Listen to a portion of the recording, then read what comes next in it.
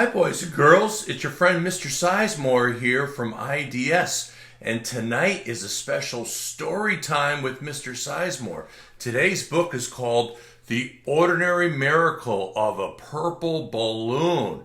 And it was written by my friend Mrs. Patty Langer and illustrated by her friend Rachael Budd. So let's find out what the story is all about. Here we go. It was such a happy evening. A prelude filled with laughter, smiles, and a reason to celebrate. From high above the crowd, I could see that the night was gloriously surrounded by the synergy of caps and gowns and balloons just like me. Yes, purple balloons. Balloons by the hundreds filled the sky. Each one was delicately grasped by families too proud to go unrecognized. A commencement of sorts, that's like graduation, and the auspicious pomp and circumstance was just beginning. Somewhere in the afterglow of that evening, one special balloon slipped away from all the festive hoopla. That balloon was me! It's right there. Whoa. What happens? Let's see. So it was on that June night that I began my unexpected journey to an unknown land. Diminished by the sunset, I could feel myself floating against the complementary mixture of red and orange as it reflected above the sky. As a balloon, I experienced a feeling unlike I ever imagined. It was like being in an elevator that didn't stop. So look at that. The balloon is just floating away, boys and girls. Let's see. It became evident that I was meant to serve a larger purpose in the shadows of the sunset. Or was this just to be an ordinary miracle of the day? Unlike all the purple balloons, I was the shining one.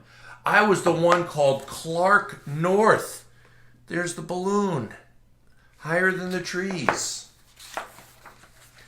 I reflected the mylar of hard work and dedication in a star filled the sky of personal success pushed by the breeze. I stood apart from all the rest because I had the strength of a ram. My large curled horns became a status symbol in the constellation of the universe. Yet as I floated up to the sky, I seemed to lose my ram confidence. Uh-oh. Does that mean the balloon's going to come down? In its place occupied a feeling of helplessness and uncertainty. I didn't know where I was going. In this place so far away, the ride was sure to become a life-changing event. Night after night and day after day, this nonstop flight and cosmic consciousness enlightened my purpose besides the stars. This nebulae of material with the helium of my soul kept my spirit soaring. I was flying for 19 days and a total of 150 miles.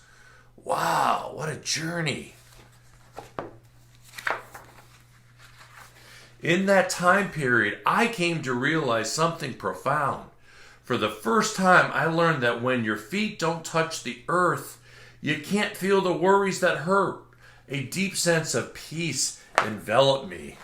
Look at those butterflies that the balloon was nearby. Yeah. I felt safe in a place high above the clouds. Up here in the vast sky, there was no map to follow and no path to show the way. Everything was different, and this summer was everything. I simply journeyed by the ordinary miracle of the day. Again, look at the balloon with the butterflies. After many days and many miles of traveling, I grew tired. I felt so much smaller than the warm yellow stars that I once touched. Gradually, I found myself brushing the green summer treetops.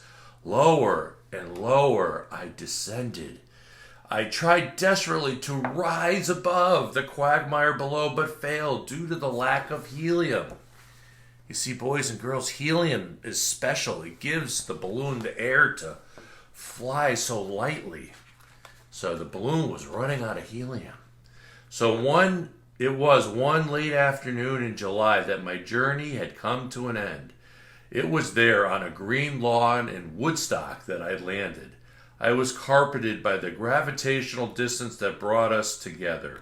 So soft was the carpet, so brilliant was the sunset. See the balloon? It's now on the ground.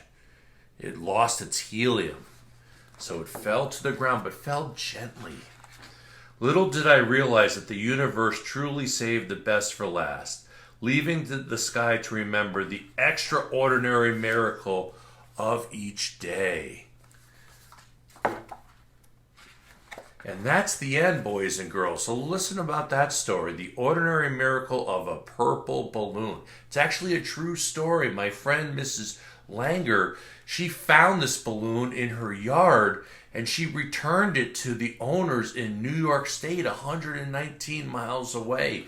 That gave her, the thought to write a book about this. So it's actually a true story.